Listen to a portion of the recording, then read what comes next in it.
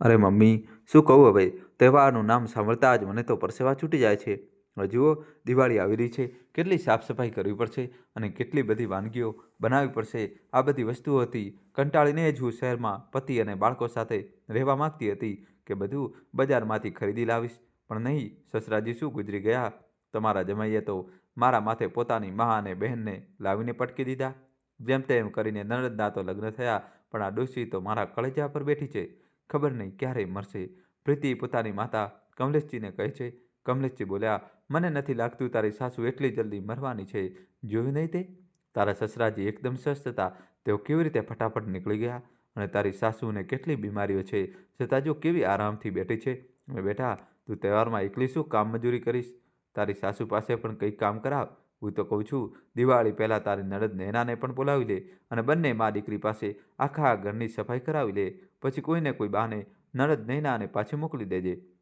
પ્રીતિ બોલી, સાચું કહો છો માં તમે. હું અત્યારે જ નૈનાને તેની માને મળવાના બહાને બોલાવું છું. પણ જો તમારા જમાઈને આ બાબતે ખબર પડી ગઈ તો? કમલેશજી બોલ્યા, બેટા, તું બિલકુલ મારા જેવી સીધી સાદી છે, બહુ જલ્દી ડરી જાય છે. અરે, આ બધી વાતો આપણા બંનેની વચ્ચે છે, તો જમાઈ રાજને કેવી રીતે ખબર પડશે? તું પણ શું ને?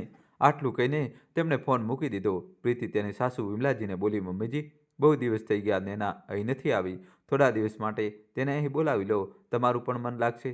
વિમલાજી બોલ્યા, બહુ, તેનું આવવું તો મુશ્કેલ હશે. આખા ઘરની જવાબદારી તે એકલી સંભાળે છે. પ્રીતિ બોલી, તમે તો એમ કહો છો જાણે હું ઘર નથી સંભાળતી. હું પણ બધું કરું છું, છતાં મારી મા માટે સમય કાઢી જ લઉં છું. હા, એ વાત અલગ છે કે અમુક દીકરીઓ બસ લેતા જ જાણે છે, બધી મારા જેવી નથી હોતી. જોઈ લેજો, પછી એમ ન કહેતા કે બહુ નણંદની ઇજ્જત નથી કરતી. વિમલાજીએ નૈનાને ફોન કર્યો અને કહ્યું, બેટા, બહુ દિવસ થઈ ગયા, તું મને મળવા નથી આવી. નૈના બોલી, માં, 2 ઓક્ટોબરની રજા છે અને સ્કૂલમાં પણ રજા છે, તો હું શનિવારે આવી જઈશ અને 2 દિવસ તમારી સાથે રહી લઈશ. એક અઠવાડિયા પછી નૈના તેના પિયર આવી. પ્રીતિએ નૈનાને ચા નાસ્તો બધું જ આપ્યું. તો વિમલાજી અને નૈના બંને નવાઈ પામ્યા. પ્રીતિ બોલી, તમે લોકો મને એવી રીતે કેમ જોઈ રહ્યા છો, જાણે હું તમારા લોકો માટે ક્યારેય કંઈ કરતી જ નથી. નૈના બોલી, અરે નહીં નહીં ભાભી, તમે આટલા હેરાન કેમ થઈ રહ્યા છો? તમે કહો તો હું તમારી મદદ કરાવી દઉં. પ્રીતિ બોલી, નહીં નહીં દીદી, તમે લોકો વાતો કરો, ત્યાં સુધીમાં હું બપોરના જમવાની તૈયારી કરું છું. આટલું કહીને પ્રીતિ રસોડામાં ગઈ અને વિચારવા લાગી કે હવે કેવી રીતે આ લોકો પાસે ઘરના કામ કરાવવું. બીજા દિવસે પ્રીતિ માથે દુપટ્ટો બાંધીને રસોડામાં આવી તો વિમલાજી બોલ્યા, અરે બહુ, શું થયું? હવે શું કહું મમ્મીજી, ગઈ રાતથી ચક્કર આવી રહ્યા છે, ઉપરથી ઘરમાં આટલું કામ છે, કેવી રીતે થશે બધું? વિમલાજી બોલ્યા, શું કામ છે બહુ પ્રીતિ? પ્રીતિ બોલી, મમ્મીજી, તમે ભૂલી રહ્યા છો કે દિવાળી આવવાની છે, બધી સાફ સફાઈ બાકી છે, પડદા ધોવાના છે, ઝાડા સાફ કરવાના છે અને રસોડું પણ સાફ કરવાનું છે. કોઈ નથી કે મારી મદદ કરી દે. ત્યારે જ નૈના રૂમમાંથી બહાર નીકળી અને બોલી, અરે ભાભી, તમે થોડો આરામ કરી લો, હું અને માં બધી સાફ સફાઈ કરી લેશું. અને જ્યાં સુધી જમવાની વાત છે, હું કંઈક ઓનલાઈન ઓર્ડર કરી દઈશ. પ્રીતિ બોલી, નહીં ને દીદી, તમારી પાસે કેવી રીતે કામ કરાવી શકું? મમ્મીજીને ખોટું લાગશે. નૈના બોલી, અરે નહીં લાગે ભાભી, જાઓ આરામ કરો તમે. દોસ્તો, કહાની છેલ્લા સુધી જોજો અને વિડીયો લાઈક કરી ચેનલ સબસ્ક્રાઈબ કરી દો. પ્રીતિ હસતી હસતી ત્યાંથી જતી રહી. નૈના અને વિમલાજી એક એક કરીને બધું કામ કરવા લાગ્યા. રાત સુધી કામ ચાલ્યું. ત્યાં સુધી પ્રીતિ પોતાના રૂમમાંથી બહાર પણ ન નીકળી. વિમલાજી નૈનાને બોલ્યા, બેટા, છોડી દે આ કામ, હું જાણું છું આ બધી વહુની ચાલ છે, એટલે જ તને અહીં બોલાવી છે. નૈના બોલી, કોઈ વાંધો નહીં માં, ભાભી માટે આપણે પારકા છીએ, પણ મારા માટે આ ઘર અને ઘરના લોકો પોતાના છે, પછી કામ કરવામાં શેની શરમ? વિમલાજી બોલ્યા, એ વાત તો સાચી છે બેટા, પણ વહુ માટે તેના પિયરના લોકો પોતાના અને આપણે પારકા કેમ થઈ જઈએ છીએ? નૈના બોલી, કંઈ વાંધો નહીં માં, લગભગ બધું કામ પતી ગયું છે, બસ પડદા જ ધોવાના છે, એ હું કાલે સવારે વહેલા ઉઠીને ધોઈ નાખીશ. જાઓ હવે તમે આરામ કરો, હું રાતનું જમવાનું બનાવી દઉં છું. નૈના વિચારી રહી હતી કે દીકરીઓ પિયર જાય છે ત્યારે આરામથી 2 દિવસ ત્યાં વિતાવે છે, પણ અહીં તો જાણે તેની રેલ ગઈ, ખૂબ કામ કરવું પડ્યું, પણ પોતાની માતા માટે તે બધું સહન કરી લેતી હતી. બીજા દિવસે નૈનાએ ઘરના બધા પડદા ધોઈ નાખ્યા. સવારનો નાસ્તો બનાવીને નૈના જ્યારે ભાઈના દરવાજે ટકોરા મારવા ગઈ તો પ્રીતિ બોલી, શું થયું દીદી, કેમ દરવાજો પીટી રહ્યા છો? રજાનો દિવસ છે, તમારા ભાઈને 1 દિવસ તો મળે છે અને તમે છો કે? નૈના બોલી, ભાભી, સવારના 10 વાગી ગયા છે, મેં નાસ્તો બનાવી દીધો છે, મને લાગ્યું ચા આપીશ તો તમે લોકો જાગી જશો. પ્રીતિ બોલી, ઠીક છે, જો નાસ્તો બનાવ્યો પણ છે તો એકલી મારા માટે નથી બનાવ્યો, તમારી મા, તમારા ભાઈ અને તમારા ઘરના લોકો માટે બનાવ્યો છે, પછી જતાવવાની શું જરૂર છે? ત્યારે જ નૈનાનો ભાઈ વિનોદ બોલ્યો, અરે નૈના, બહાર કેમ ઊભી છે, અંદર આવી જા. નૈના બોલી, નહીં ભાઈ, હવે માને પણ નાસ્તો કરાવી દઉં, પણ હું પણ નીકળીશ. પડદા અને સોફા કવર બધું ધોઈને મેં તડકામાં નાખી દીધું છે, બસ તમે ઉઠાવી લેજો, કારણ કે મારે હવે સાસરે નીકળવાનું છે. વિનોદ બોલ્યો, નેના તું તો ફક્ત 2 દિવસ માટે આવી હતી, તો આ બધું કરવાની શું જરૂર હતી? નેના બોલી, ભાઈ આ મારું પોતાનું ઘર નથી શું? ભલા પોતાના ઘરના કામ કરવામાં છે ની શરમ? કેટલીક વહુઓ હોય છે જે પોતાના પિયરના લોકોને, પોતાના અને સાસરીના લોકોને પારકા સમજે છે, પણ મારા માટે તો જેવું મારું સાસરું તેવું જ પિયર. ચાલો હવે માનો નાસ્તો કરાવી દઉં. માતાને જમાડીને દવા આપીને અને તેમની બધી વસ્તુઓ વ્યવસ્થિત કરીને નૈના સાસરે જવા લાગી ત્યારે વિમલાજીની આંખો ભીની હતી. પ્રીતિ તો પોતાના રૂમની બહાર ડોક્યું કરવા પણ ના આવી. વિમલાજી બોલ્યા, જોયું મેં કહ્યું હતું ને, પ્રીતિ બસ આપણી પાસેથી કામ કઢાવતા જાણે છે. નૈના હસતા હસતા બોલી, માં છોડો એ વાતોને, જેવી જેની વિચારધારા, તમે તમારું ધ્યાન રાખજો. આટલું કહીને નૈના તેના સાસરે જવા નીકળી ગઈ. બીજા દિવસે પ્રીતિને તેની માતા કમલેશજીનો ફોન આવ્યો તો પ્રીતિ હસીને તેમને બધી વાત કહી રહી હતી. બાજુના રૂમમાં બેઠેલા વિમલાજી આ બધું સાંભળીને ખૂબ દુઃખી થયા. તેમની આંખો ભરાઈ આવી કે આ કેવી વહુ છે જે પોતાના પિયરના લોકોને, પોતાના અને અમને પારકા સમજે છે. સમય વીત્યો. થોડા દિવસો પછી નૈનાના સસરાજીનું અવસાન થયું. એના કારણે વિમલાજી પણ અહીં દુઃખી હતા. સાંજે પ્રીતિ વિમલાજીને બોલી, મમ્મીજી આ વખતે ઘૂઘરા, ગુજિયા, નમક પારા અને મઠરી પણ બનાવવાની છે. હવે એમ ન કહેતા કે તમારા હાથ પગમાં દુખાવો થાય છે.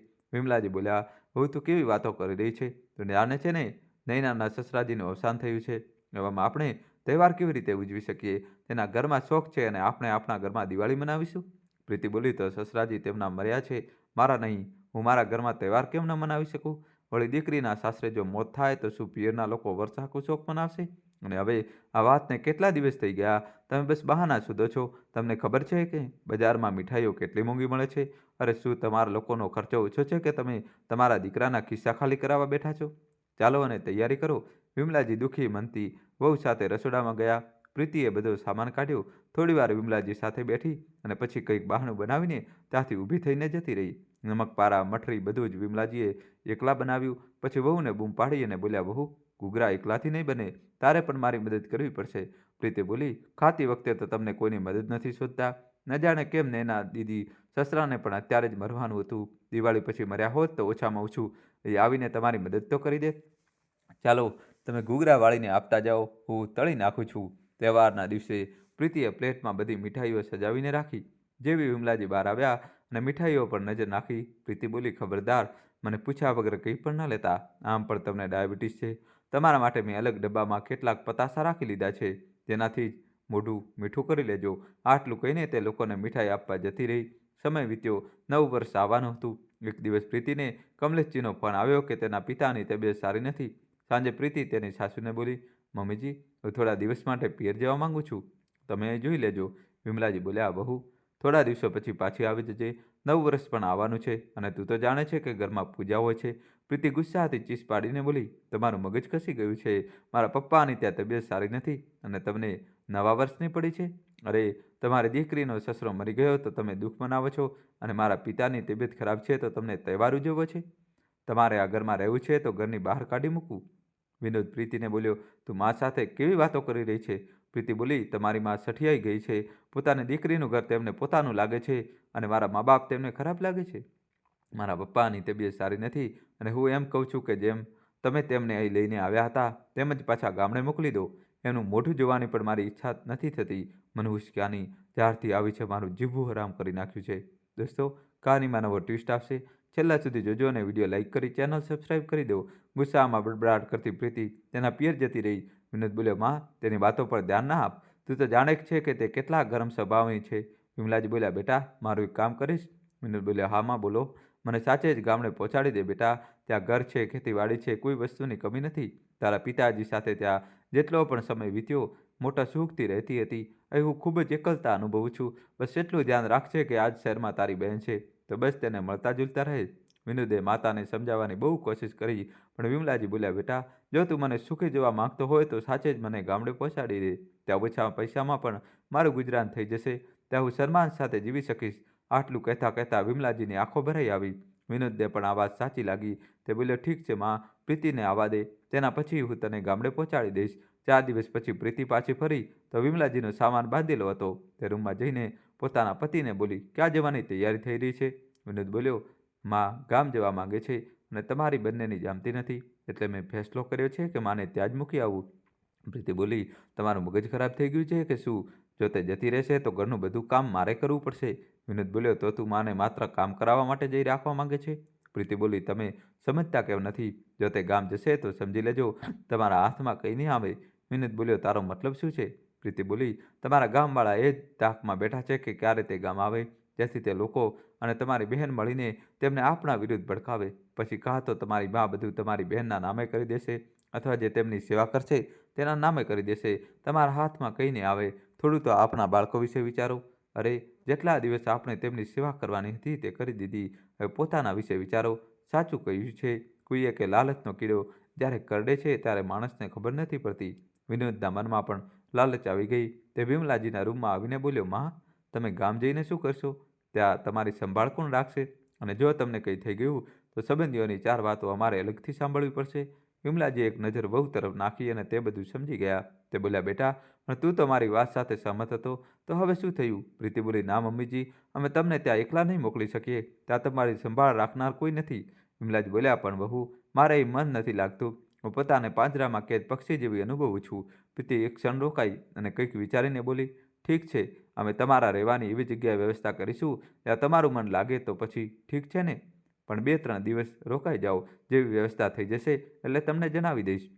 આટલું કહીને તે પોતાના રૂમમાં આરામ કરવા જતી રહી. વિમલાજીને વહુની વાતો ખટકવા લાગી. તેમને શંકા થઈ કે નક્કી વહુના મગજમાં કંઈક રંધાઈ રહ્યું છે, કારણ કે તે હમણાં જ તેના પિયરથી આવી છે. દોસ્તો, જલ્દીથી વિડીયો લાઈક કરી ચેનલ સબસ્ક્રાઈબ કરી દો. રાત્રે વિનોદ બોલ્યો, તે માને કહી દીધું તો હતું, પણ ક્યાં મોકલશે તેમને? નેનાના ઘરે તો પહેલાંથી જ તેની સાસુ રહે છે. પ્રીતિ બોલી, તે મને પણ ખબર છે. તમારી બેન ફક્ત લેતા જાણે છે, કરતા નહીં. કેમ આપણે તેમને વૃદ્ધાશ્રમ મોકલી દઈએ? પણ તે પહેલાં જમીન અને ઘરના કાગળો પર તેમની સહી કરાવી લો, જેથી પછી પરેશાની ન થાય. વિમલાજીની શંકા સાચી નીકળી. તેમણે પોતાના દીકરાઓની બધી વાતો સાંભળી લીધી.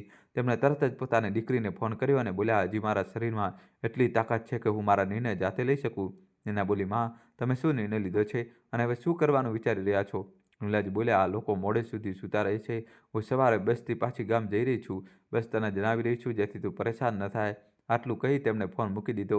દીકરા વહુએ વિચાર્યું પણ નહીં હોય કે કમજોરમાં આટલો મોટો નિર્ણય લઈ શકે છે. વિમલાજીનો સામાન બંધાયેલો જ હતો. તે સવારમાં ઘરથી નીકળી ગયા. જ્યારે બધા સવારે 10 વાગે ઉઠ્યા તો વિમલાજીને શોધવા લાગ્યા, પણ તેમનો ક્યાંય પત્તો નહોતો. પ્રીતિએ નેનાને ફોન કર્યો. નેના બોલી, મને શું પૂછો છો ભાભી? તમે જેવું કંઈક કર્યું હશે જેના કારણે માં ઘર છોડીને જતા રહ્યા, અને જ્યારે માં સાથે તેમનો કોઈ લગાવ જ નહોતો તો તમને કેમ શોધી રહ્યા છો? માં સાથે તમે જે કર્યું છે તે પછી મારી સાથે પણ તમારો કોઈ સંબંધ નથી. આટલું કહી તેમણે ફોન મૂકી દીધો. પ્રીતિ વિનોદને બોલી, ચોક્કસ મમ્મીજીએ આપણી વાતો સાંભળી લીધી હશે. વિનોદ બોલ્યો, ના ના, માને ગામ જવાનું મન હતું, હોઈ શકે તે ગામ જતા રહ્યા હોય. પ્રીતિ બોલી, જલ્દીથી ગામ જવાની તૈયારી કરો, ક્યાંક ડોશી કોઈ ખોટું પગલું ન ભરી લે. ઉતાવળમાં પ્રીતિએ પોતાના બાળકોને પિયર મોકલી દીધા અને સાસરે જવા નીકળી ગઈ. દોસ્તો, જલ્દીથી વિડીયો લાઈક કરી ચેનલ સબસ્ક્રાઈબ કરી દો. ત્યાં પહોંચીને તેમણે જોયું કે વિમલાજી વરંડામાં 2-3 બીજી સ્ત્રીઓ સાથે વાતો કરી રહ્યા હતા. મમ્મીજી, આ શું બાળપણ છે? તમે કયા વગર ઘરથી નીકળી ગયા અને અહીં મજા કરી રહ્યા છો? ગડપડમાં લોકો સઠિયાઈ જાય છે એવું સાંભળ્યું હતું, પણ તમારી તો બુદ્ધિ જ ભ્રષ્ટ થઈ ગઈ છે. એક મહિલા બોલી, હે ભગવાન, પોતાની સાસુ સાથે આવી રીતે વાત કરે છે. એટલે જ વિમલાબેન ત્યાંથી અહીં આવી ગયા. બીજી બોલી, જ્યારે અહીં બધાની સામે તે પોતાની સાસુ સાથે આવું વર્તન કરી રહી છે તો વિચારો એકાંતમાં તેમની શું હાલત કરતી હશે? વિનોદ બોલ્યો, માં, તમારી પાસે અમને આવી આશા નહોતી. વિમલાજીએ વિનોદને એક ઝાપટ મારી અને બોલ્યા, મને પણ તારાથી આવી આશા નહોતી. વિનોદ બોલ્યો, તમે શું કહેવા માંગો છો? વિમલાજી બોલ્યા, તમે બંને મારી મિલકત હડપ કરી મને વૃદ્ધાશ્રમ મોકલવાના ચક્કરમાં હતા. અરે, જે સંબંધીઓને તમે લોકો ગાળો આપતા હતા તેમને મેં ફક્ત એક જાણ કરી, અને જુઓ, ઘરની સાફ સફાઈ અને જમવાની બધી વ્યવસ્થા તે લોકોએ મારા માટે કરી રાખી છે. પ્રીતિ બોલી, તેમણે કોઈ લાલચમાં આ બધી વ્યવસ્થા કરી હશે. શું મને ખબર નથી? અને એક વાત જાણી લો, અમને જણાવ્યા વગર તમે કોઈને કંઈ આપી શકતા નથી. વિમલાજીએ બીજી ઝાપટ વહુને મારી અને બોલ્યા, તો કોણ છે મારા અધિકાર જમાવવાવાળી? અરે, જે પોતાના પીરિયાઓને પોતાના અને અમને પારકા સમજે તેને મિલકતમાં હિસ્સો કેવી રીતે મળી શકે? જાઓ, તમારા પીરિયાઓ પાસે હિસ્સો માગો. અમારા સંબંધીઓ છે, તમારી જે માણસના રૂપમાં લાલચું વરુ નથી. અને તું પણ સાંભળી લે વિનોદ, જે ફરજ નિભાવે તે જ હિસ્સો પણ મેળવે. તારા ભાગનું જે પણ હશે તે તને મળી જશે, પણ મારા મૃત્યુ પછી. પ્રીતિ બોલી, તમારા કહેવાનો અર્થ શું છે? વિમલાજી બોલ્યા, જો સાંભળવા માગતી હોય તો સાફ સાફ સાંભળી લે. જ્યાં સુધી હું જીવતી છું ત્યાં સુધી મારી મિલકત મારી રહેશે. મારા મૃત્યુ પછી ખેતર અને જમીનનો અડધો હિસ્સો તમારા બંને બહેનોને મળી જશે. પ્રીતિ તરત બોલી, અને આ હવેલી? વિમલાજી બોલ્યા, આ હું મારી દીકરીના નામે કરી રહી છું. જેથી મારા મૃત્યુ પછી તે અહીં વૃદ્ધ મહિલાઓ માટે વૃદ્ધાશ્રમ બનાવે. જીતુ બોલી, વાહ, દીકરીને જમીન અને ખેતરમાં હિસ્સો અને આ હવેલી પણ, અને અમને આટલું ઓછું, ત્યારે તમે અમારી સાથે રહેતા હતા. વિમલાજી બોલ્યા, બેશરમ સ્ત્રી, આખા વર્ષની ખેતીના જે પૈસા આવતા હતા તે કોણ રાખતું હતું? મોટી આવી હિસ્સો લેવાવાળી. નીકળો અહીંથી તમે બંને. જો આવું જ વર્તન રહ્યું તો જે આપી રહી છું તે પણ નહીં આપું. જોઉં છું તમારી નરદ સાથે કેવું વર્તન કરે છે. પછી હું નિર્ણય લઈશ કે પેલો અડધો હિસ્સો પણ તમને મળવો જોઈએ કે નહીં. હવે ચાલ્યા જાઓ અહીંથી, નહીંતર હું પોલીસને બોલાવીશ.